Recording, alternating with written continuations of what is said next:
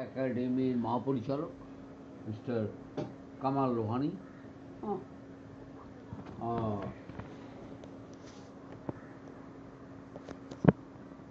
He called me and asked me when you think a new things, let's reach to me as soon as possible. আমি তখন তার কাছে পৌঁছার চেষ্টা করি এবং আমি যাই, আমি তার সঙ্গে কথা বলি ভার্বালি। বলার পরে আমি বলি যে এরকম আমি একটা, কারণ এনভায়রনমেন্টালের মানে তো আমি অন্যরকম জানি। আমি এইটাকে যে খোলা আকাশে করলেই ওটা এনভায়রনমেন্টাল থিয়েটার হবে, এটা ঠিক না। এটা একটা খুবই conventional journey. Open air theatre, খোলা আকাশ ছাড়াও এনভায়রনমেন্টাল থিয়েটার অ্যারেঞ্জ করা যাবে। এটা এখন আপনার বুদ্ধিভিত্তিক স্তরে কোন জায়গা থেকে আপনি কেমন করে কি রাস্তায় এটাকে আপনি এনভায়রনমেন্টকে মিশিয়ে দেবেন, এবং একটা এমন একটা থিয়েটার বানাবেন যেটা আসলে থিয়েটার না, প্রথাগত থিয়েটার না, প্রথাগত অ্যাপ্লিকেশন না। সেটা এখন অ্যাক্টিংই হোক, আয়োজনে হোক, আর ডিজাইনে হোক। এটা আপনার ধরেন আপনার ডিজাইন কনসেপ্টটা যদি আসে, যে আপনাকে ইনফর্ম ডাকলো, আপনি গেলেন, তখন আমি তাকে বললাম যে আমি একটা অ্যাপিক কন্টেন্টে বা শর্ট একটা আমি স্পেস থিয়েটার করতে চাই, এইরকম একটা স্থানিক মানে পারিপার্শ্বিক একটা জায়গার ভিতরে। তো একটা ইটা খোলার মতো একটা ছিল, তার পাশে ছিল একটা টিন শেড। অনেকটা টাইম অফ 1971-এ একটা টর্চারিং সেলস, একটা টিনের ঘরের বারান্দা, একটা সেন্টি বসা, হ্যাঁ, 71-এর মতো এক নিস্তব্ধতা, একটা অদ্ভুত ব্যাপার ছিল। ওটার উপরে এটা বিদ্যুৎ উন্নয়ন বোর্ডেরই একটা 60 পাওয়ারের বাল্ব ছিল। আচ্ছা, এইটা এটা গল্প করা হয়নি আমার, কিন্তু এটা আমার মূল ডিজাইনটা, ওই টাইমিংটা, ওর উপরে জ্যোৎস্নার আলোটা পড়তো যখন। তবে সম্ভবত আমার মনে হয় এই স্কেচটা আমরা করেছিলাম কোনো একটা পূর্ণিমার রাতে। আচ্ছা, এবং একটা মিনিমাম লাইটের ভিতরে আমরা একটা পয়েটিক স্ক্রিপ্ট দাঁড় করিয়েছিলাম। আচ্ছা, ইটা খোলা যে ইটা খোলার ওই স্পেসটাতে, এটা বাড়ির নাম না, প্রত্ন যেটার নাম, প্রত্নের গল্প এটা। আচ্ছা, হ্যাঁ, তখন এইটাকে ওখানকার এটা অবশ্য ঠিক, আমার কাছে মনে হয় যে এক্সপেরিমেন্টটা ওয়াজ গিভ ইউ দ্য কিউ, আমাকে একটা রাস্তা পরিষ্কার করেছিল। আসলে কন্টেন্টকে অ্যাপ্লিকেশনে কোন রাস্তা ধরে দিতে হবে, এরকম একটা সো কল্ড অ্যাবসার্ড রাস্তা ধরে, নাকি এটার ভিতরে আর একটা রিয়েলিজম বের করা। আমার ওই প্রোডাকশনে একটা স্টাইলাইজেশন ছিল, কম্প্যাক্ট ছিল, এবং কিন্তু এরকম প্রেজেন্টেশন তো তখন হচ্ছিল না, তো সবার কাছে এটা খুব ভালো লেগেছিল, নতুন, হ্যাঁ, মহাপরিচালকের কাছে ভালো লেগেছিল। তখন সে আমাকে বলে, তাহলে তুমি you have to go the all project of Shilpakala Academy, প্রশিক্ষণ বিভাগ। তখন আমিও ঠিক আসলে ক্রমাগত একটা জিনিসের পিছনে ছুটছি, এক্সপেরিমেন্টেশনে। হ্যাঁ, তো ওটা করতে গিয়ে আমার বিভিন্ন জায়গায় যাওয়া হয়। তখন আমি এটাকে একটা পরিপক্ক জায়গায় নিয়ে যাওয়ার চেষ্টা করি, যে একটা পরিপক্ক আমার এক্সারসাইজ চলে, এক্সপেরিমেন্ট চলে। হয়তোবা সেটা ঠাকুরগাঁ, হয়তোবা সেটা কি বলে আপনার লালমনিরহাট, হয়তোবা সেটা পঞ্চগড়, এভাবে আমার কিছু এক্সপেরিমেন্ট চলে। হ্যাঁ, হয়তোবা ঢাকা। হ্যাঁ, আমি তখন এক্সপেরিমেন্টেশন করতে করতে আমি জিনিসটার একটা মোটামুটি আদল তৈরি করে ফেলি, যেটা হচ্ছে আমি খুব ভিজুয়াল অ্যাক্টিং মেনে আমি আলাদা করে ডিপার্টমেন্ট অফ চয়েস দিতে চাই না, যেটা চলচ্চিত্র, এটা থিয়েটার। হ্যাঁ, ফরম্যাট অফ প্রেজেন্টেশনে আপনি হয়তো বা পরে গিয়ে এটাকে মেটাবলিক ল্যাঙ্গুয়েজও বানাতে পারেন, আপনি অনেক ধরনের স্টাইল অফ ওয়েতে আপনার করতে হবে। সেখানেও একটা কনভেনশন আছে যে আপনাকে একটা ক্লোজ শট নিতে হয়, একটা এই কনভেনশন ব্রেকআপে করবেন কীভাবে? আপনার স্ক্রিপ্টটা তো সেই রকম জায়গা দিয়ে যেতে হবে না? একদম। হুম, আপনি ক্যামেরা দিয়েও প্রসিডিয়াম স্ট্রাকচারে কাজ করছেন এখনো পর্যন্ত। ওটা ফিল্ম হতে একটা চলন্ত চলিষ্ণু একটা মুদ্রা, সেটা তো আর সেই ধারাবাহিকতার চিত্রকল্প তৈরি হচ্ছে না, না? এই ওয়েতে আমার পরে গিয়ে এই কাজ দেয় হচ্ছে, আমি যখন এটা চারুকলা পড়নে, আমি যখন কমপ্লিট একটা এনভায়রনমেন্টাল অনুযায়ী ওই ফরম্যাটটা, এটা একটা বড় প্লাস পয়েন্ট। চারুকলায়। এনভায়রনমেন্টালে কিন্তু মূল প্লাস পয়েন্ট হচ্ছে আপনার যে মানুষগুলো, ওগুলো থাকতে হবে। সব মিলে আপনার একটা ট্রুপ ওখানে প্রেজেন্ট থাকতে হবে। এটা কিন্তু একটা রেসিডেন্স প্রোগ্রামের মতো। এগুলো ইউরোপে অনেক কি বলে, এগুলো এগুলো প্রতিষ্ঠানে অনেক বেশি সলভেন্ট, কারণ ক্লাস হয়, কি বলে এটা, এটাতে স্টাইপেন আছে, ফেলোশিপ আছে, এটা কাজ করা যায়। প্লেটার পিছনে অর্থলগ্নি আছে, বিভিন্ন কোম্পানি আছে, গভর্নমেন্ট আছে, মিনিস্ট্রি আছে, এটা গুরুত্ব দেয় তো। এখানে তো এই সিস্টেমটা আগেও ছিল না, এখনো নেই। কেন? আপনাদের এখানে তো অনেক বড় বড় এনভায়রনমেন্টাল প্রজেক্ট হলো দেখলাম, হ্যাঁ। এবং সেটা কি বলে, সেই প্রজেক্টগুলো তো অনেক বঞ্চায়িত হয়েছে, অনেক নাটক, তার মানে পিপুল লাইক ইট, তাই না? স্যার এই যে ওই প্রত্নর পরে যে কাজগুলো একটু করেছিলেন, এই যে ইটাবাড়ি, কারখানা, মোহাম্মদ আমিন, আকালি বাতা, চন্দ্রবিন্দু ডিজাইন, একটু যদি মানে ইটাবাড়ি থেকে যদি একটু বলতেন আপনার মতো করে ইটাবাড়িটা বিষয়। ইটাবাড়ির গল্প ছিল একটা লোকাল ক্যাসিনো, কান্ট্রি ক্যাসিনো, একটা একটা চারকোনা একটা ক্যারাম বোর্ডের পাশে চারটা টুল, ওখানে একটা প্লে ছিল। এই প্লেটা ছিল হচ্ছে ওই রকম একটা বিধ্বস্ত ঘরের ভিতরে এই চার জুয়ারু বসে, হ্যাঁ, ওটা বিষয়টা ওই রকমই একটা, মানে মফস্বল শহরে 17th সেঞ্চুরিতে 18th সেঞ্চুরিতে দেখা যায় যে এরকম নেটিভরা, এবং সেখানে চলে যাওয়া কোনো একটা চামড়া কারখানার একজন ম্যানেজার, যে একজন স্প্যানিশ অথবা ফ্রেঞ্চ অথবা ব্রিটিশ, ওই জায়গাটার সাথে ওদের সাথে উঠতে থাকে, বসতে থাকে, খাইতে থাকে, হ্যাঁ, কারণ ও ওই জায়গাটায় বন্দী হয়ে গেছে। বন্ধ হয়ে গেছে, মানে আরামের জায়গা পেয়ে গেছে ওখানে। হ্যাঁ, ও আর কোথাও যায় না। তো মশা মশা ওকে খেয়ে ফেলে। মশা ওকে হলে ওর প্রচণ্ড জ্বর হয়, আচ্ছা। ওর পা কেটে ফেলতে হয়, দাও দিয়ে ওর পা কাটা হয়, ওর বন্ধুরাই ওর পা কাটে। চরিত্রটার নাম মনে আছে আপনার? না। আচ্ছা। তারপরে স্যার ইটাবাড়ি, এটা তো ইটাবাড়ির কথা বললেন। হ্যাঁ, তারপরে কারখানা। কারখানা ছিল একদম প্রথাগত শিক্ষা ব্যবস্থার একেবারে বিপরীত স্রোতধারা। সেখানে একটা ক্যারেক্টার ছিল যে বারবার আপনাকে এসে বলবে যে আমাদের কান সাফ করা উচিত, কানসাপ। কান সাফ করা উচিত। এই ক্যারেক্টারটি প্রতিটা সিকোয়েন্সের এপিসোডে এসে সে সারা ক্যাম্পাস জুড়ে কান সাফ করে। আচ্ছা। কান সাফ করে আসলে সে কিছু বলতে চায়, আর এই বলতে চাওয়া গল্পটাই হচ্ছে কারখানা। আচ্ছা, মানে সে বলতে, কানসাপ করার আগে বলছে কিন্তু মানুষ শুনছে না নাকি? তার কাজী ক্যারেক্টারটা একটা কমপ্লিট ক্যারেক্টার, একটা হিউম্যান ক্যারেক্টার। ক্যারেক্টারটা একটা একটা কমন স্পেসের ভিতরে আসে, এবং সে নিজেকে কান সাফ করাওয়ালা ভাবে আচ্ছা। যে আমি একজন কান সাফ করাওয়ালা, আপনার কান পরিষ্কার করার প্রয়োজন হলে আমাকে ব্যবহার করিতে পারেন। আচ্ছা, তখন সে সবার কান সাফ করে বেড়ায়, এটাই তার পেশা। মানে তার উদ্দেশ্যটা কি কানসাপ করার? কান সাফ একটা ফিলোসফিক্যাল ক্যারেক্টার, একটা সিম্বলিক ক্যারেক্টার। সে কারণ সব মানুষ তার, কেউ কোনো কারো কথা শুনছে না। আচ্ছা, হ্যাঁ। এটা দেখে 91-এ এই ধরনের একটা বৈদ্যুতিক টেক্সট চিন্তা করতে পারেন? এটার বিষয় হচ্ছে কেউ কারো কথা শুনছে না, তারা সবাই কথা বলছে। এই জন্যই ওই ক্যারেক্টারটা বেরিয়ে আসে একটা কানসাপওয়ালা হিসেবে, একটা চার্লি হিসেবে। আমাদের কি বলে লোকজ কলায় যে চার্লি থাকে, হুম।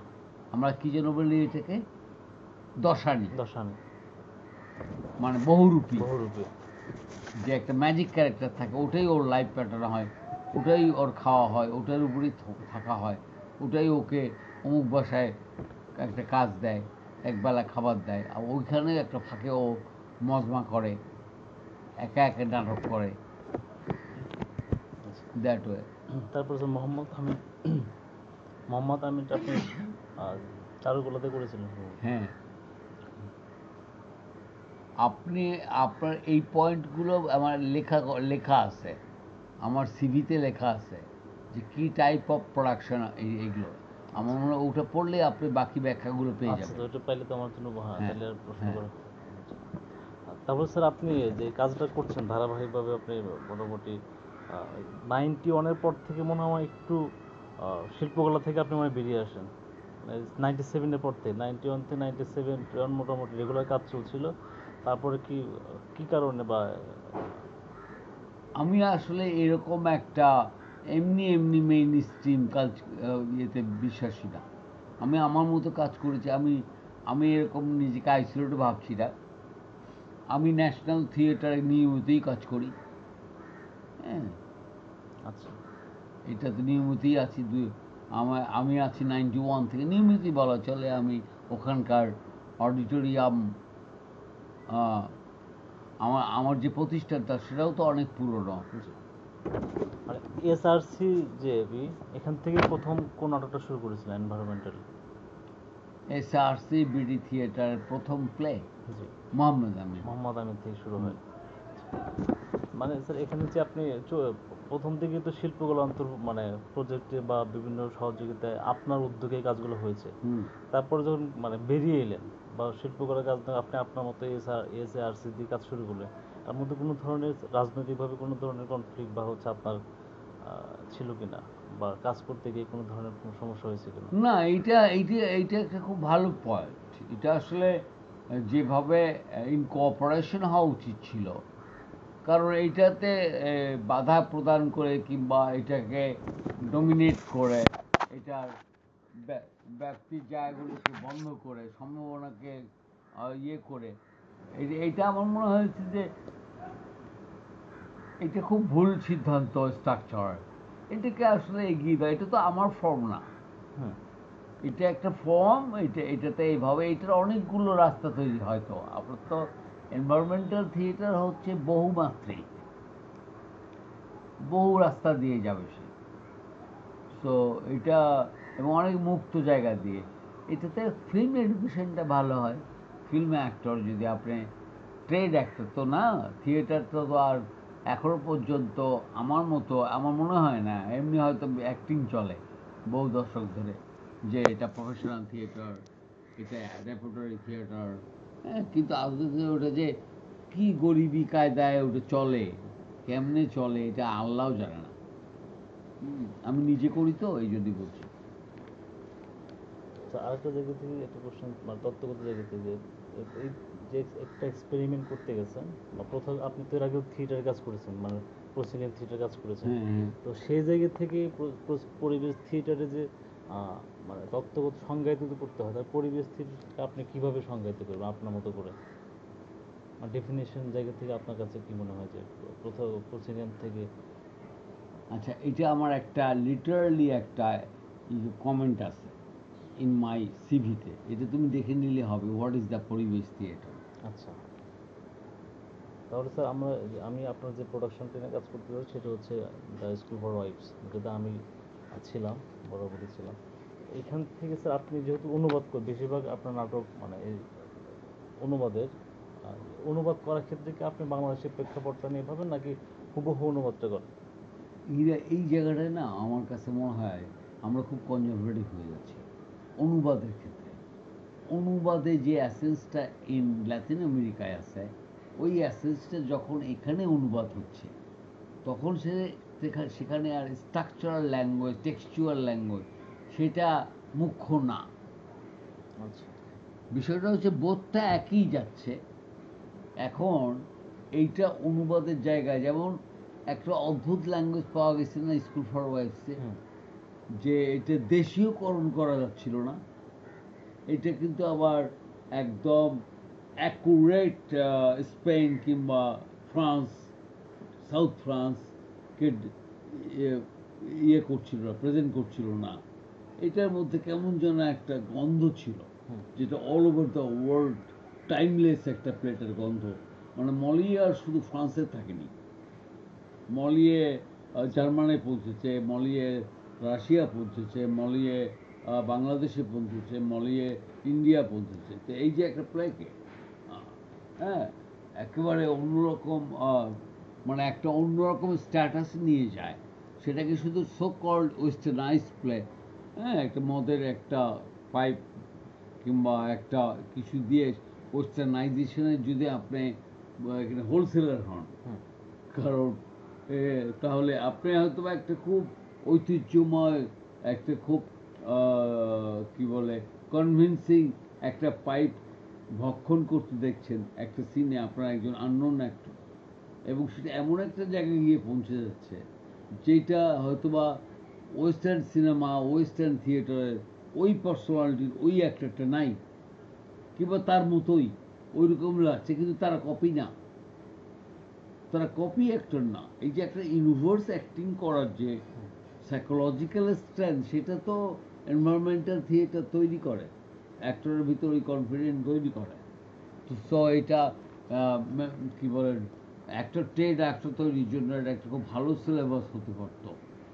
তখন থেকে যদি 30 বছরে এটা একটা প্রাতিষ্ঠানিক চর্চা থাকতো, এবং সেটা একেবারে একটা জিনিস বুঝতে হবে, তো এত একটা আর্ট তো আন্তর্জেলা শ্রমিক ইউনিয়ন না। না, তো আর্টকে আপনি আন্তর্জাতিক শ্রমিক ইউনিয়ন বানাবেন কেন?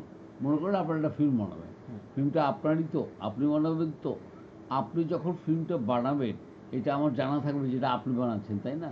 তাই আপনাকে সমর্থন করাটা আমার মূল কাজ না। একদমই। আপনার আপনার জন্য একটা আর্গুমেন্ট অফ কোশ্চেন কেন আমি হব, তাই না? এরপর যদি আপনি আমাকে বলেন হাউ ডু উই প্রসিড, তখন আমি হয়তো বলতে পারি এই সূত্র থেকে যা বুঝলাম এটা হয়, এবং তারপরে যদি আপনার কাছে ওটা রিসিভ হয়, তাহলে ওটাই মিলেই তো আর্ট হচ্ছে। আর্ট হচ্ছে। আর্ট তো এককভাবে হচ্ছে না, আর্ট অনেকগুলো মানুষের একটা স্ট্রেংথ অফ সাইকোলজিতে লাগতে হবে, যেটা এক হবে, অদ্বিতীয় ছিল। স্পেসের স্মেল বলে এটাকে।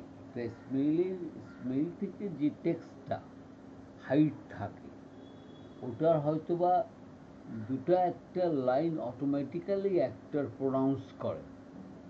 তখন অ্যাজ এ ডিজাইনার আমার যেটা হেল্পফুল হয়, যে তার ওই লাইনটাকে আমার ইন অ্যাকচুয়াল পার্স থেকে আসার কারণে স্পেসে যে চলমান স্মেলটা আছে, সেটার সঙ্গে অ্যাক্টরের একটা ওটাকে সেটেল অন সারফেস বলতে পারি আমরা। ওই স্পেসটার সাথে মানুষগুলোর শারীরিক কাঠামো, তাদের বোধের, তাদের দর্শনের সব জায়গাগুলো অটোমেটিক্যালি ওয়ার্কেবল। তখন একটা সেন্টেন্স তৈরি হয়ে যায়। ও ও বলে ওর একটা ট্রান্সফরমেশন হয়, স্পেস থেকে ওই স্পেসে একটা ট্রান্সফর্মড হয়, ও ওটার মতো হয়ে যাওয়ার চেষ্টা করে। এই যে একটা পজিটিভ ওয়েতে যে জার্নি, এটা কোনো ইয়ে না, মানে মিস্টেরিয়াস কোনো রাস্তা না। এটা অটোমেটিক একটা সাইন্টিফিক্যালি স্পেস তাকে ইনফ্লুয়েন্সড করে, স্পেসের সঙ্গে সে অ্যাডেড হয়ে যায়, এবং ওন ওন থটসে যেটা একটা মাত্রা দিয়ে দেয়, ডিজাইনারের যে ডিজাইন থাকে সেটা রিসিভড হয়। ইন এ ওয়ে প্লেটা এগিয়ে যায় ধীরে ধীরে তার একটা কাঠামোর দিকে।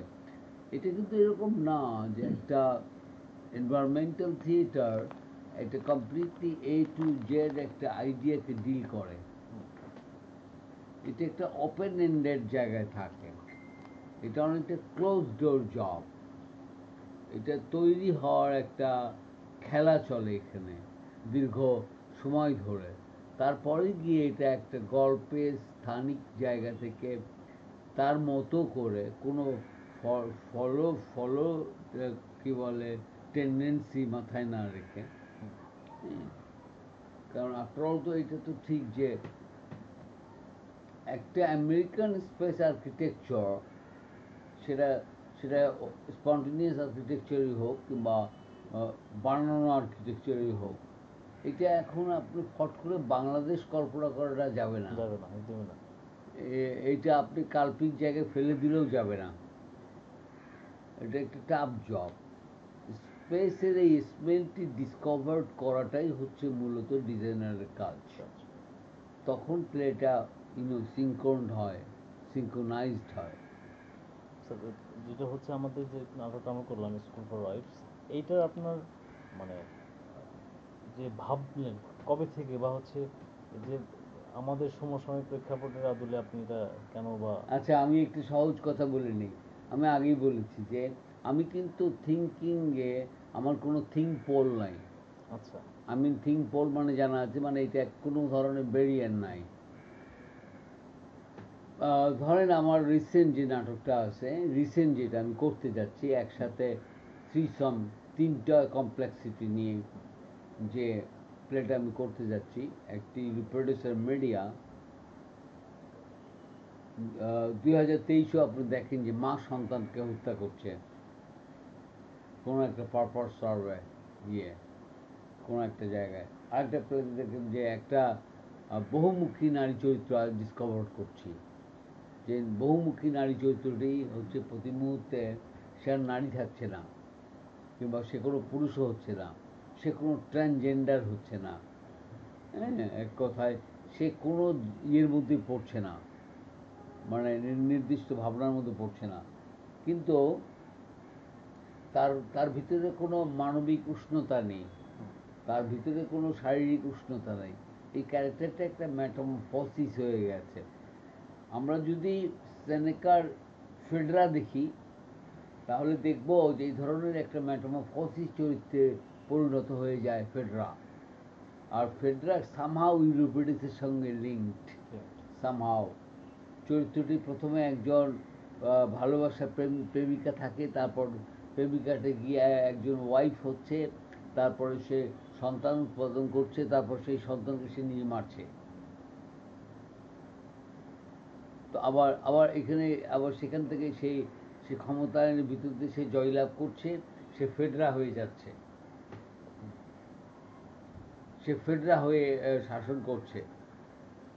তো এই যে আপনার ভৌগোলিক জায়গার এই মনস্তাত্ত্বিক জায়গাগুলোর মিলন খুঁজে পাওয়া, মানে একটি শাখায় মেলার যে ব্যাপারটা, সেই জায়গাটায় পার্টিকুলারিটি স্পেসের কন্টেন্টের, যেমন ইউরোপিডিসের কন্টেন্ট কি কখনই এই জীবনে পাওয়া যায় না? অবশ্যই পাওয়া যায়। ইডিপাসকে কি খুঁজে পাই না? এই জন্যই তো ইডিপাস একটা ক্লাসিক কনভেনশন। এবং ওই ক্লাসিক কনভেনশন আমার ক্ষেত্রে যেটা ঘটে, সে একটা আমাকে কন্টেম্পোরারি একটা ডিকশনারির মতো একটা পর্যায় ওপেন করে। আমি সিমিলারিটি এবং খুব গভীর যোগাযোগের অনুসন্ধান করি এবং আমি পেয়ে যাই, বিকজ এই যে ঘটে যাওয়া ঘটমানগুলো সবগুলোই টাইমলেস, এগুলো ক্লকওয়াইজ ম্যানারের না। ঠিক আছে? এটা এটা একটা স্বতঃস্ফূর্তভাবে ঘটে যাচ্ছে, ঘুরে যাচ্ছে। আপনার কিছুই করা হচ্ছে না, যাচ্ছে না, আপনিও সেটার সঙ্গে মার্চ করছেন। তো তখন আর অতীত থাকছে না, তো সে তো বর্তমান হয়ে বর্তমান গেছে। হয়ে যাচ্ছে, সমসাময়িক হয়ে আবার সে যাচ্ছে। বর্তমানও থাকছে না, সে টাইমলেস হয়ে যাচ্ছে।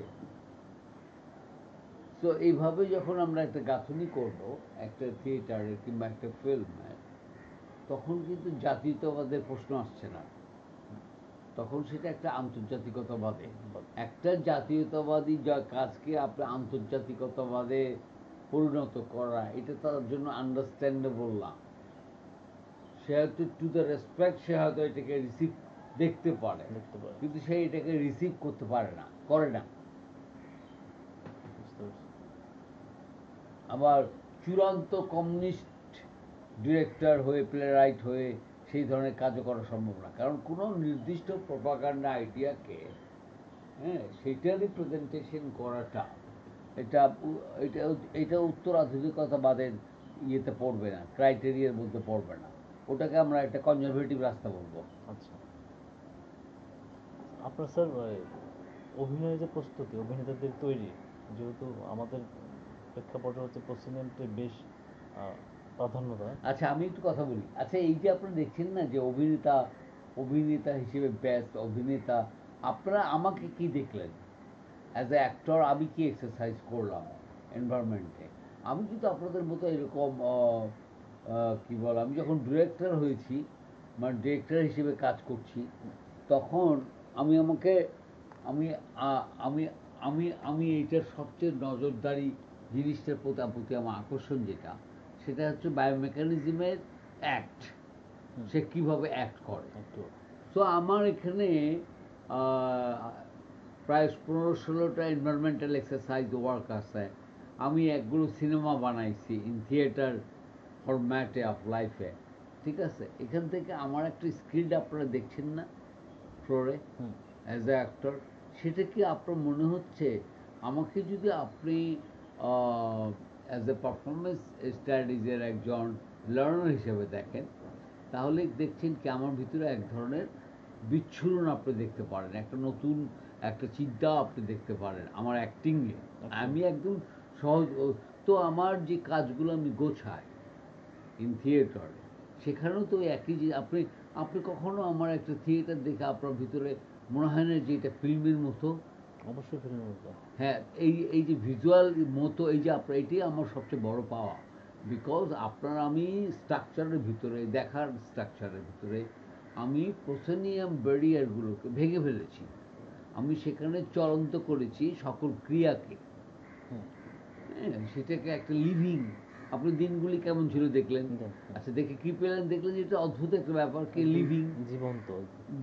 লিভিং যাচ্ছে, এবং হুম, এটা এটা এটা না সিনেমা মনে হচ্ছে, না থিয়েটার মনে হচ্ছে, এটা মনে হচ্ছে একেবারে খুব বাস্তবিক একটা রং তৈরি হয়েছে ওখানে, তাই না? হুম, এই গন্ধটা তৈরি করাই তো এনভায়রনমেন্টালের কাজ। লাল নীল আলো জ্বালানোটা কিংবা গুলি করাটা, হ্যাঁ, প্রচুর এক্সপ্লোসিভ ইউজ করাটা আমরা সাধারণত করে থাকি। হ্যাঁ, এটা কিন্তু এক ধরনের গিমিক, কারণ ওই ইন্টেলিজেন্সিয়াটা বিলংস করে না আমার অল ভিউয়ার্স। তারা এই ধরনের একটা নাটকীয়তা অবস্থান করে, নাটক একটা ব্যাপার থাকে, দেখবেন যে উম, এক ধরনের হলিউডি প্রবণতা, ঠিক আছে, মানে এক ধরনের ইভেন্ট প্লের প্রবণতা আছে, লক্ষ্য করছি। হ্যাঁ, এটাকে ঠিক কমপ্লিটলি ওই রকম একটা জায়গা থেকে যদি আমি করি, আমার দীর্ঘ সময় লাগতো, আবার ওই রকম একটা স্থিতিশীল ইয়ে রাখতো, পরিবেশ হুম, পারিপার্শ্বিকতা রাখতো। আমি এই প্লেটাতে, এই প্লেটা যদি ভালো হয়ে থাকে, তার পিছনে কারণ একটা বলবো।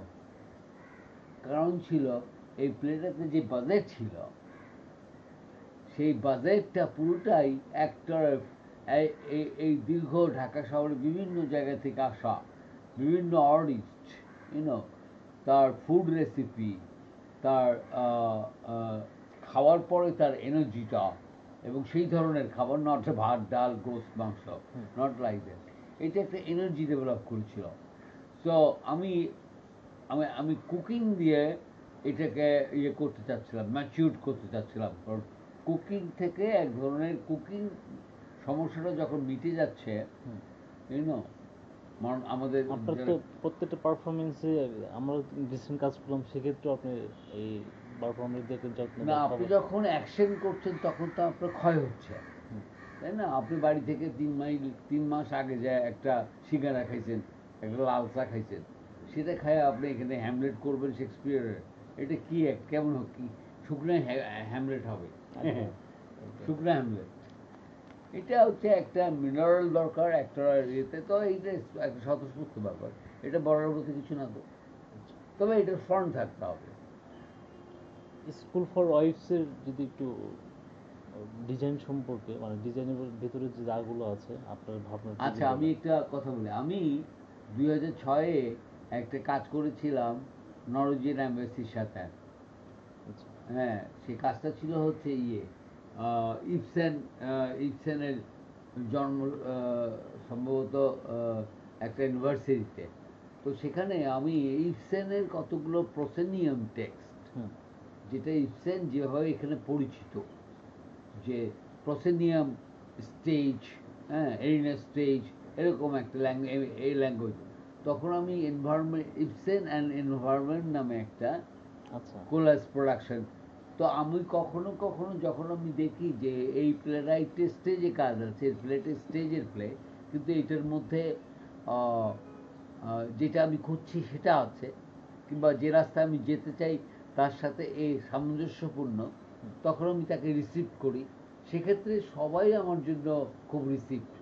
শেক্সপিয়ারও আমি করতে চাই এনভায়রনমেন্টালি, হ্যাঁ, এবং সেটা পৃথিবীর বহু জায়গায় হয়েছে। শেক্সপিয়ারের এনভায়রনমেন্টাল থিয়েটার, ম্যাকবেথ হয়েছে, হুম। সম্ভবত হ্যামলেটও হয়েছে। হ্যাঁ, এই ধরনের প্রোডাকশন আছে। নতুন ইন্টারপ্রিটেশনে নতুন রকম করে টেক্সটকে উল্টা পাল্টা করা, তাকে নানা রকমের আঙ্গিক দেওয়া, চেহারা দেওয়া, হুম। এই এই প্রচেষ্টা তো শুরু হয়েছে বহু বছর ধরেই। আচ্ছা, আপনি যদি যেহেতু আমি এই স্কুল ফর ওয়াইফস নিয়ে কাজ করব, সেক্ষেত্রে আপনি যে ডিজাইন সম্পর্কে একটু বলেন আমাকে। আচ্ছা, ডিজাইনটা হচ্ছে আমি কি বলে, যখন আমি স্কুল ফর ওয়াইফ চুজ করলাম, তখন আমি এটাকে দেখলাম অন্য একটা জায়গা থেকে। আমি এটাকে দেখলাম প্রাচীন কমেডিয়া ডেল আর্টের ফরম্যাটটা থেকে। আচ্ছা। আপনি লক্ষ্য করে থাকবেন আমাদের এদেশের খুলি থিয়েটার, হুম। খুলি খুলি থিয়েটার যেটা, মানে খোলা বাড়িতে খুলিতে কোথাকার এসে মজা করে, মজা করে আর বাড়ির সব বউয়েরা দেউড়ির ফাঁক দিয়ে ফুঁক দিয়ে দেখে। ওই লিভিং থিয়েটারটা দেখে।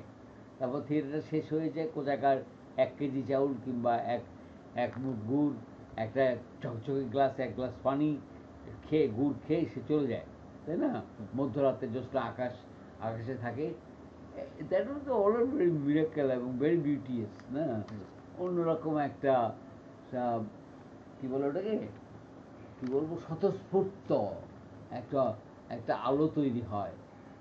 হ্যাঁ, আমি এইভাবে দেখার চেষ্টা করি যে এটা একটা খুলিবাড়ি প্লে, এবং খুলিবাড়িটা হচ্ছে, আমি আমি এখানকার কমেডিয়ান আর্টের রুট যে ফরম্যাট আছে, হুম, সেটার যে অ্যাক্টিং অ্যাপ্লিকেশন, এটা কিন্তু একদম আপনার কন্টেম্পোরারি চার্লি চ্যাপলিন, হুম, বাস্টার কিটন, কিংবা যেসব বিশাল বিশাল ফরাসি হুম। কমেডিয়ান আর্টে অ্যাক্টর প্র্যাকটিশনার আছেন, কিংবা ইতালিতে যে ধরনের কমেডিয়ান আর্টে চর্চা হয়ে থাকে, সেখানে যে অ্যাক্টররা অ্যাক্টিং করেন, এইটা করতে গিয়ে আমি এই জিনিসটা ডিসকভার করতে গিয়ে কিন্তু রুটের একটা কানেক্টিভিটি পাই। আপনি লক্ষ্য করে থাকবেন যে এটা বেসিক্যালি একটা খুলিবাড়ি থিয়েটার, এটা খুলিতে, হুম। এবং সেই খুলিটা হচ্ছে একটা ব্যাকইয়ার্ড, এবং ব্যাকইয়ার্ড মানেই হচ্ছে ওখানে লোক থাকে না, তার অন্তর্মুখীর গল্প। গল্প। আচ্ছা, তাহলে দ্য স্কুল ফর ওয়াইফস কি আউটসাইড গল্প না অন্তর্মুখী গল্প? অন্তর্মুখী গল্প এটা। অন্তর্মুখী গল্প। যখন এটা উদ্ভাবিত হয় যে লা সূচি হচ্ছে আন্নরফি নিজেই, হ্যাঁ। তখন এটা বইমুখীর দিকে ধাবিত হয়। হুম। তখন এটা আমরা জানতে পারি, শুনতে পারি, তখন সে ভাইরাল হয়। ভাইরাল হয়ে যায়। ভাইরাল হওয়ার পরিণতি তার তো দেখতেই পাই আমরা, তাই না? একেবারে মানে আহ, নির্জলা হাসি তৈরি করা, তার সাথে দর্শনকে অ্যাড করা, তার সাথে একটা খুব অর্থবহ মুহূর্ত তৈরি করা, এই জায়গাটা কিন্তু মলিয়ে মাস্টার। মলির কাছে কৃতজ্ঞ আপনার হতেই হবে, কারণ মলিয়ের কৃতজ্ঞতা হচ্ছে মাটির প্রতি। মাটি, যে ইতালিয়ান মাটি, ফ্রান্সের মাটি, স্ক্যান্ডিনেভিয়ান মাটি, এই মাটিকে খুব ভালোভাবে জানা ছিল। স্ক্যান্ডিনেভিয়ান একজন কৃষকের গল্প তার জানা ছিল। দেখবেন স্ক্যান্ডিনেভিয়ান একজন যোদ্ধারের গল্পই হচ্ছে দ্য স্কুল ফর ওয়াইফ। হুম। একজন যোদ্ধা, আনুরফিতে একজন যোদ্ধা, যোদ্ধাই। তাই না? হ্যাঁ।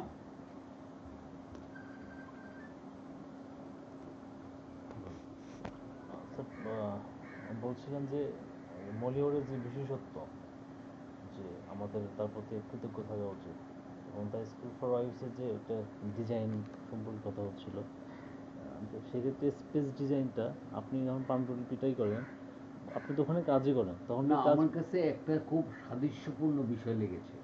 সেটা হচ্ছে আমাদের রুরাল এরিয়াতে হুম, যে যাপিত জীবন ছিল 1600 শতকে, হুম, এই যাপিত জীবনে রুরালিজমের ভিতরে যে একটা ক্রাইম ছিল, যে একটা সামাজিকভাবে উত্থানের একটা গল্প ছিল, হ্যাঁ, উম, বহু বিবাহের একটা গল্প ছিল, বিভিন্ন জায়গায় যে যে বিয়ে করার মতো একটা গল্প ছিল, বা এবং কি বলে, যেমন দেখেন এখানে দেখতে পাই আমরা 1600 শতকে মলিয়ের সমাজ কাঠামোতে একটি মেয়ে, তিন মেয়ে, সে একজন ফিউডালের আশ্রিতা। হুম, এই গল্প তো আপনার চরের গল্প।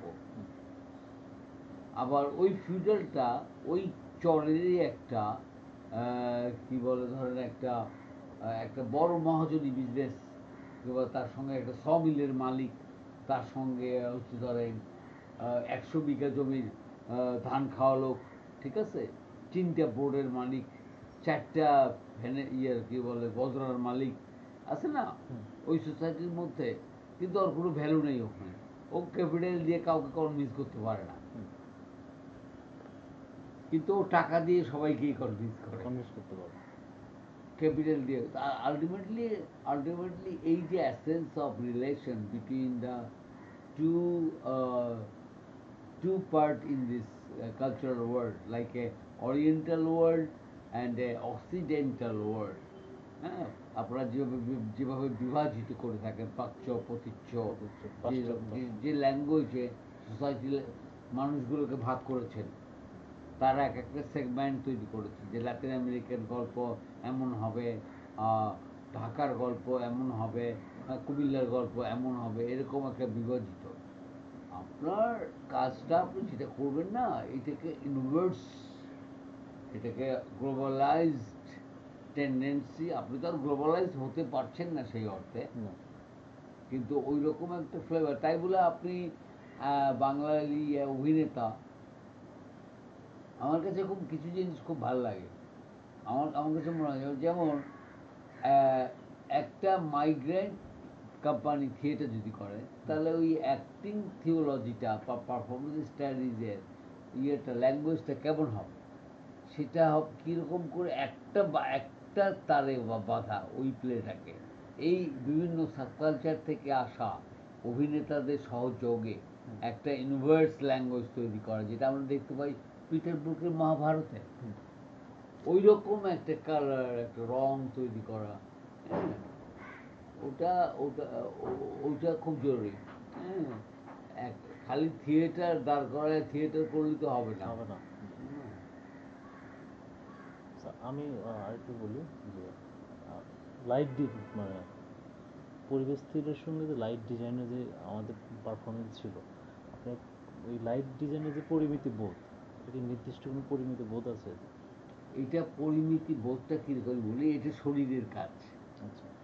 এটার যে লাইট ডিজাইনার, হুম, এনভায়রনমেন্টাল লাইট ডিজাইনার, সে যে এনভায়রনমেন্টে ওই প্লেটা হচ্ছে, হুম, ওই প্লেতে প্রতিটা মুহূর্ত কেন্দ্রিক লাইট যেটা ছিল, একটা সূর্য থেকে কিংবা একটা তারা থেকে কিংবা একটা চাঁদ থেকে প্রতিনিয়ত যেখানে ক্রমাগতভাবে সে ওয়ার্কিং করছিল, নিজের মতো করে জেগে উঠছিল, নিভে যাচ্ছিল, হুম, সেটার পর্যবেক্ষক আছে।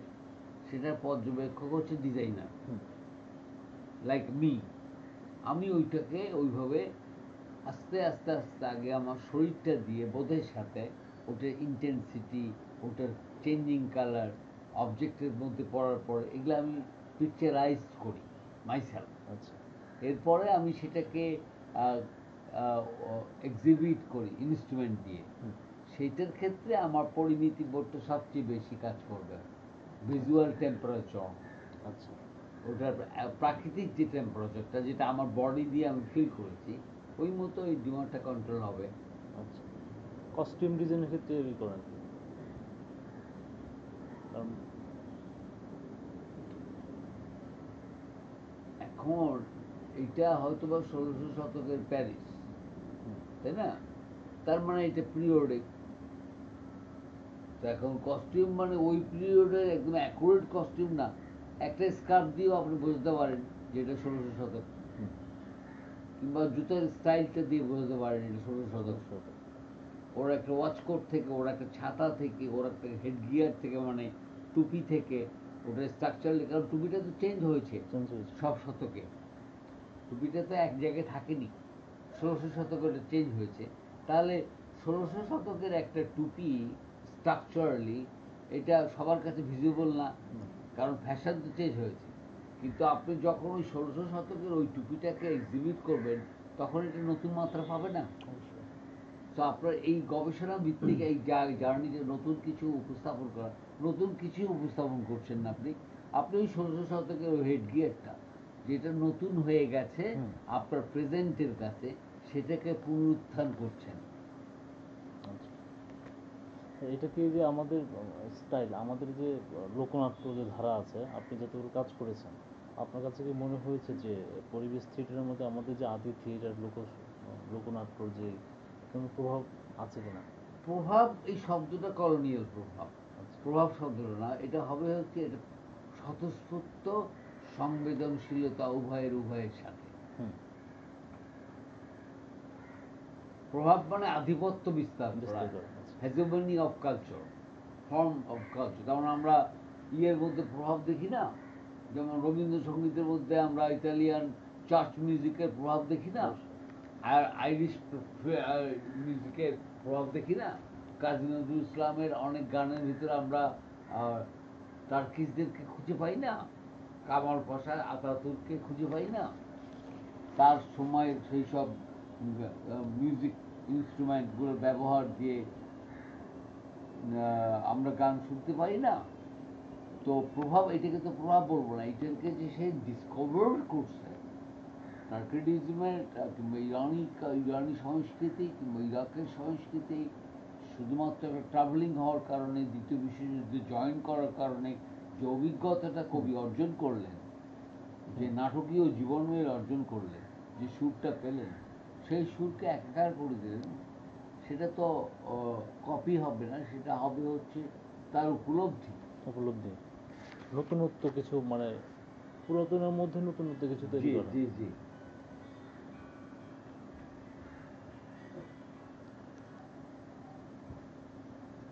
তো যেটা বলছিলাম হুম। যে মানে প্রভাব শব্দটা যথাযথ নয়, সংবেদনশীলতার কথা বললেন, তো লোকনাট্যর দ্বারা কোনো ধরনের ই ছিল কিনা সাদৃশ্যতার? Restoration behaviour, manner, genetical performance, DNA performance,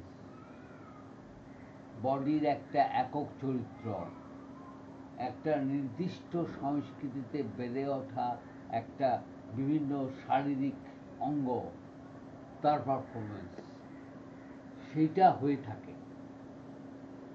এটার উত্তরণটা ঘটাতে পারে ল্যাবরেটরি অ্যাক্ট।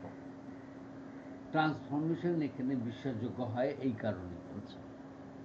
যে ইন্ডিয়ান সংস্কৃতির সাথে একদমই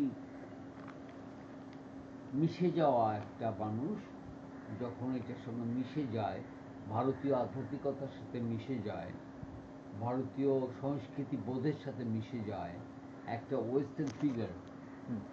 একটা ওয়েস্টার্ন অস্তিত্ব বা ইউরোপিয়ান অস্তিত্ব, তখন আমরা একটা ট্রান্সফরমেশন দেখি না, একটা পরিবর্তিত রূপ দেখি না, দেখি। কোনো জায়গায় ডিসকানেক্টেড না হয়েই দেখি।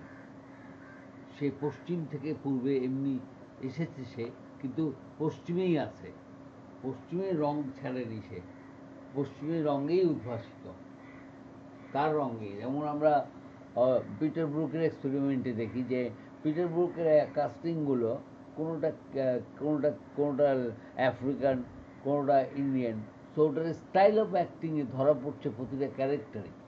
আলটিমেটলি কিন্তু যে ওই জায়গাটা গিয়ে সে একটা ইউনিভার্স ল্যাঙ্গুয়েজ তৈরি করতে পারছে না, কিন্তু সে যখন কর্ণ সাজছে কিংবা যুযষ্টি সে সাজছে, তখন একটা নতুন একটা রং দেয় যুযষ্টি কিংবা কর্ণ, হ্যাঁ, কিংবা গান্ধারী, একটা নতুন ভাবনা নতুন একটা রং দেয়। এটা ঠিক আপনার ভারতীয় সিরিয়ালগুলো রামায়ণ কথার মতো রং না, না ওই ওই জৌলুস না, ওই ব্যয় না, কোথায় যেন একটা নান্দনিক সৌন্দর্য তৈরি করে। পিটার ব্রুক যখন প্রদীপ ব্যবহার করেন, প্রদীপ আমি আপনি তো সবাই ব্যবহার করি, কিন্তু পিটার ব্রুকের মহাভারতে যখন প্রদীপের ব্যবহার দেখি, কিংবা একটা সুতি শাড়ি, একটা সাদা সুতি শাড়ি, কিংবা একটা একটা উত্তরীয় ব্যবহার দেখি, একটা কাঁসার থালের ব্যবহার দেখি, ওইটার মধ্যে পুরো ভারতটা ধরা দেয়, এই কালচারটা। পুরোটাই ধরা দেয়। কিন্তু আমার আপনার প্লে ধরা দেয় না কেন এত? এইটার মূল কারণ থেকে যে লোক খুব সৌন্দর্যতার মধ্যে থাকে, আমাদের গ্রামীণ জীবনে কি হয়, আমাদের খুব চমৎকার চমৎকার গ্রাম আছে না, হুম। এর ভিতরে আমাদের মানুষগুলো আছে না, মানুষগুলোর সঙ্গে গ্রাম যায় একরকম না। ওরা আমরা যেভাবে ওই জায়গাটার বিউটিটা দেখি, ওখানকার স্থানীয় মানুষগুলো ওভাবে দেখে দেখে না। না, তার সেই চোখ নাই। নাই। এবং দেখিয়ে দিলেও দেখে না যে তুমি এমন সুন্দর একটা পৃথিবীতে বসবাস করছো, কি করে তুমি এই মানুষটাকে কিল করলে এই সৌন্দর্যতার মধ্যে। আমাদের তো ভিজুয়ালি আমরা দেখাই না এই এই এই নৃশংস খুনটা একটা সৌন্দর্যময় আকাশের নিচে ঘটলো, ব্রহ্মপুত্রের পাড়ে ঘটলো, হুম। রক্ত গুলিয়ে সৌন্দর্যময় একটা নদীর ভিতরে ঢেলে দিলাম, এক পালা রক্ত পড়ে গেল, ওটাও একটা বিভৎসতারও তো সৌন্দর্যতা থাকে। আচ্ছা। স্যার একটা প্রশ্ন, যে পরিবেশ থিয়েটারের পারফর্মার এবং স্পেস দর্শকদের মধ্যে একটা মেলবন্ধন, এটা খুব সহজভাবে কিভাবে সম্ভব, বা আপনি কিভাবে করেন? কিভাবে করি মানে কি, আমি তো আসলে অ্যাক্টরের ফ্রিডমকে খুব করি, রিসিভ করি। আমি অ্যাক্টরের উপর কোনো প্রভাব করে ফেলি না। আমি অ্যাক্টরকে তার মতো করে যেতে দেওয়ার একটা, যে সে আমার মতো আমার রাস্তার এই গল্প শুনুক, তাকে তো বেসিক্যালি আমার রাস্তায় যেতে হবে, তখনই তো সে এইটা ওইটা আমার দ্বারা আরও অনেকগুলো মানুষের সমন্বয়ের একটা প্লে হবে, তাই না? জি। তার আগে তো হবে না। না। একক আমার সব ভাবনাগুলো থাকলে তো ওটা ওটা তো থিয়েটার হবে না, না। যদি ওই থিয়েটারটা ওয়ান ম্যান শো না হয়, তাই না? অনেকগুলো লিভিং মানুষের। তো আমি চেষ্টা করি অ্যাক্টরদেরকে full of freedom of liberty দেওয়া, এবং আমার অপেক্ষা করা, কারণ আমার ধৈর্য অনেক, হুম। আমার খুব প্যাশন, যেটা অনেকের নেই। আমি কোনোদিনও হারি না। মানে আপনি যেমন আজকে বললেন আজকে আমার প্লেটা ভালো, রিহার্সাল ভালো না, আপনি চলে গেলেন, আপনার মন ভালো না, এগুলো ভাবনার মধ্যে আমি নাই। যেখান থেকে হওয়ার কথা ছিল তাই হয়েছে আমার সঙ্গে ওই দিন। জি। এখন ওইটাকে আমার কালকের দিনের জন্য ওটার যে ভুলভ্রান্তিগুলো আছে পরশু দিন যেন না হয়, কারণ প্রতিদিন একটু না একটু ভুলভ্রান্তি বাড়াবি। বলবি। তো ওইভাবে যতটা পারা যায় রিফাইন করা। আচ্ছা। আরেকটা বিষয় স্যার, যে প্রসিনিয়াম থিয়েটারে বা অ্যারেনা থিয়েটারে বা হচ্ছে অন্যান্য থিয়েটারে পথনাটক যেটাই বলি না কেন, এখানে একটা নির্দিষ্ট ছোট্ট একটা স্পেস থাকে আর কি। সেখানে একটা, বা প্রসিনিয়াম থিয়েটারে হল ঘর থাকে সেখানে। কিংবা হল ঘর টল কিছুই না, একটা স্টেজ তৈরি হয়ে যায় হ্যাঁ। অটোমেটিক। হ্যাঁ, তো এখানে সাউন্ডগুলো কিন্তু স্যার, যেহেতু আবদ্ধ ঘরের মধ্যে সাউন্ড ভেতরেই থাকে, যার জন্য দর্শকদের কাছে খুব তাড়াতাড়ি পৌঁছানো সম্ভব হয়, বা স্টেজ ছোট হওয়ার কারণে। আচ্ছা, আমি একটা ছোট্ট কথা বলি। বলেন। থিয়েটার প্রেজেন্টেশনে একটা প্রফেশনালিজম দরকার আছে, হুম। এটা কিন্তু আমাদের নাই। নাই। সেটা হচ্ছে আমাদের থিয়েটারের যে অডিও সিস্টেম, হুম। এই অডিও সিস্টেমটা খুবই বিরক্তকর। এটা একটা মিউজিকের মতো হতে পারে না। কেন পারে না? মানে অডিওর একটা প্রভাব থাকবে না। হুম। যেমন ধরেন শম্ভু মিত্রের প্লে, সেখানে শম্ভু মিত্রের যে অডিও লেভেল, সেই অডিও লেভেলের একটা অডিও লেভেল, কিন্তু বায়ো অডিও লেভেল, হুম। এনার্জি, এটা এটা হচ্ছে গুড অ্যাক্টর একটা মানেই হচ্ছে এনার্জি। আপনার শম্ভু মিত্র যদি অনেক বড় অ্যাক্টর হয়ে থাকেন, তাহলে সেটা একটাই কারণ, সেটা হচ্ছে গুড এনার্জি। জি। ভোকাল। অজিতেশ বন্দ্যোপাধ্যায় যদি একজন বড় অ্যাক্টর হয়ে থাকেন, সেটার কারণ হচ্ছে গুড এনার্জি। আলী জাকের যদি একটা বড় অ্যাক্টর হয়ে থাকেন তার ওই সময়ের, আমি 80-র দশকের কথা বলছি, আমি তার সাথে নিজে কাজ করেছি, আমার নিজের একটা অভিজ্ঞতা আছে। অডিও নিয়ে তার খেলা আমি দেখেছি, যে কিভাবে অডিও নিয়ে উনি খেলেন, মানে অডিওর গুচ্ছ না নিয়ে হুম। এক ধরনের কি মেলোডিক একটা ল্যাঙ্গুয়েজ তৈরি করেন। হ্যাঁ, আর কারণ ওই সময় উনি অনেক বেশি পরিশ্রমী ছিলেন, অনেক বেশি লেবরিয়াস ছিলেন থিয়েটারের জন্য। কারণ আমার এটা হচ্ছে একদমই নিজস্ব, আমি অনেক বড় স্কেলের অ্যাক্টর হিসেবে ও রিকগনাইজ করি আর কি ওনাকে। উনি ওই পর্যায়ে ছিলেন, উনি পরেই হয়তো উনি নানা কারণে হয়তো বা থিয়েটারটা অভাবে, কিন্তু ওনার সব কিছুই ছিল খুবই, ওটাকে কী বলে যেন, মানে ইয়ের মতো, গবরে পদ্ম ফুলের মতো অ্যাক্টর, ভেরি অ্যাকসেপ্টেড অ্যাক্টর। আমি যেটা বলতে চাইলাম যে এই সংলাপের সঙ্গে মুভমেন্টের যে পরিবেশ থিয়েটার হয়, সেক্ষেত্রে দর্শকরা কীভাবে ই করতে পারে?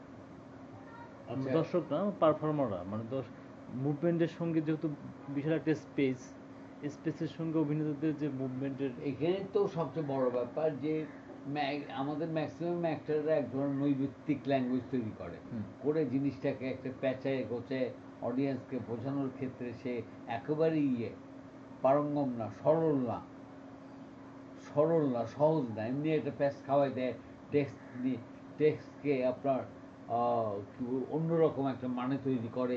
এগুলো কতগুলো পাগলামি আছে আমাদের এই ল্যাবরেটরি একটা না হওয়ার কারণে।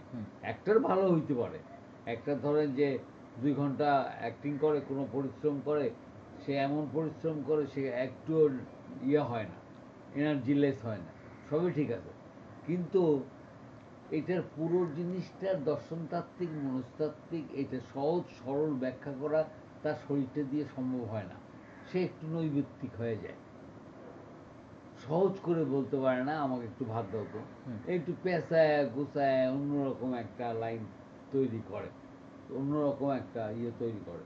দ্যাট ওয়ান ইজ এ রং। একটা যত সহজ সরল থাকবে চরিত্রগুলো ততটাই প্রস্ফুটিত হবে। আর মিউজিকের ক্ষেত্রে পরিবেশ থিয়েটার যে মানে যদি একটু বলো আমাদের স্কুল ফর ওয়াইফসের ক্ষেত্রে আর কি। আচ্ছা, আমি লাইভ মিউজিককে প্রেফার করি। মানে এটা অলওয়েজ আপনি সবসময় আপনার থিয়েটার চর্চার বা আপনার পরিবেশ হ্যাঁ, এটা আমি করি, এটা মজাটা বেশি, ক্রিয়েটিভিটি বেশি থাকে। কতগুলো স্টক এক মিউজিক দিয়ে এনভায়রনমেন্টাল থিয়েটার করা আই ডোন্ট লাইক। এবার স্যার আরেকটা কোশ্চেন, যেটা হচ্ছে এই পরিবেশ থিয়েটার আপনি শুরু থেকে আজ অবধি পর্যন্ত চর্চা করার ক্ষেত্রে আপনার কাছে কি কি বাইন্ডিংস, কি কি মানে সমস্যা মানে ফেস করতে হয়েছে বা। না, এখানে ভালো থিয়েটার করার আর্থসামাজিক প্রেক্ষাপট নেই। এখানে ব্যক্তি চরিত্র একটা ইয়ে পায় যে আর্টিস্টের যে একটা ক্যারেক্টার, ইগোলেস, পূর্ববর্তী কাজের সুনাম, তারপরে মুই কি হলুরে, এটা এখানকার যে আর্টের হোলসেলার কিংবা আর্টের বাজারও নিয়ন্ত্রণ করে এই লোকগুলো তাদের বাণিজ্যিকতার কারণেই তারা এগুলো করে থাকে, আর্টকে ঠেকায়। এবং এটা ঠেকায়টা আসলে সে আর্টকে না, সে আসলে নিজেকেই ঠেকায়। কারণ ওইটা সে আসলে পায়োনিয়ার হইতে চায় না, সে তার মার্কেটটাকে খুব ছোট্ট রাখতে চায়, তারা 4-5 জনে মিলে করে রেখে চায়, আর বাকি এখানে কাস্টমার কিংবা সরি মানে সেলার বাড়ানোর দরকার দরকার নেই। নেই। তো আর্টটা এখানে আর্টের মার্কেটটা ছোট, আর্টটাও ছোট। রাজনৈতিকভাবে কোনো ধরনের আপনার হ্যাম্পার হতে হয়েছে কিনা, বা নাটকের বিষয়বস্তু নির্বাচনে বা পারফরমেন্স? অনেক রকম, আমি আন্ডারগ্রাউন্ডলি আমাকে অনেক রকম ডিস্টার্ব হয়েছে, আমাকে অনেকভাবে ইয়ে করার পরে তারা আমাকে কি বলে, তারা সহজ করে নিয়েছে ব্যাপারটা, আমাকে প্রমাণ করতে হয়েছে এখানে, এটা কিন্তু একটা বড় ব্যাপার। আচ্ছা। আমি as an not as an director, as a actor, এগুলো তো আমি খালি মুখে বললে হবে না জাহিদ খানের মতো। আমাকে অমুক মেয়ে লিখলো, অমুক মেয়ে আমাকে ভালোবাসে, অমুক মেয়ে আমাকে কি বলে, কেমন না ব্যাপারটা, ও হিরো আলমের চেয়েও এটা অদ্ভুত এক সোসাইটি তৈরি তার হয়েছে চেয়ে না। বড় হিরো আলমকে এই ঘড়িটা রোলেক্স, আমি এটা পেনসিলভেনিয়াতে কিনেছি, এগুলো ফকিনি না, ফকিনি ব্যাপার। স্যার যেটা বলছিলাম যে এই পরিবেশ থিয়েটার, যেহেতু আপনি একজন উদ্ঘাতা, আহ, আপনার কাছে কি মনে হয় যে আগামী থিয়েটারের ক্ষেত্রে, থিয়েটার চর্চার ক্ষেত্রে এই পরিবেশ থিয়েটার কতটুকু সম্ভাবনাময়? আমি সহজ করে এটা যে হিসাব আপনি বোঝেন, আর কেউ বুঝুক না বুঝুক আমি বুঝবো। আমি বুঝবো হচ্ছে আমাদের থিয়েটার কি ইন্টারন্যাশনাল মার্কেট আছে? না। নাই।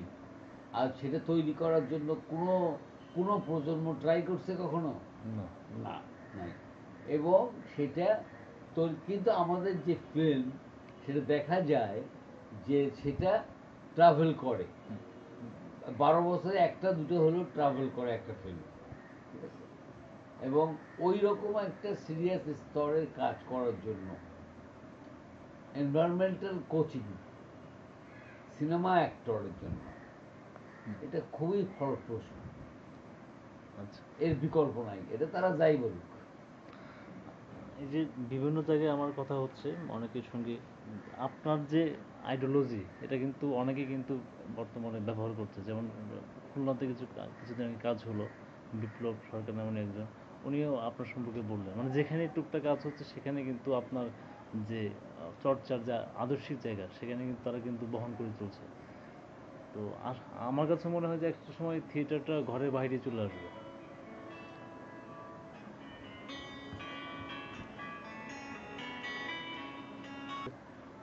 এই- এ- এটা যেহেতু মরিয়রের নাটক ছিল, স্কুল ফর ওয়াইফ, কিন্তু অন্য অন্য যে প্রোডাকশনগুলো আপনি করেছেন সেগুলোর স্ক্রিপ্ট, পাণ্ডুলিপি নির্বাচন বা লেখনী ক্ষেত্রে আপনি কি করেছেন, বা হচ্ছে এটা কিভাবে তৈরি করেছেন পাণ্ডুলিপিটা?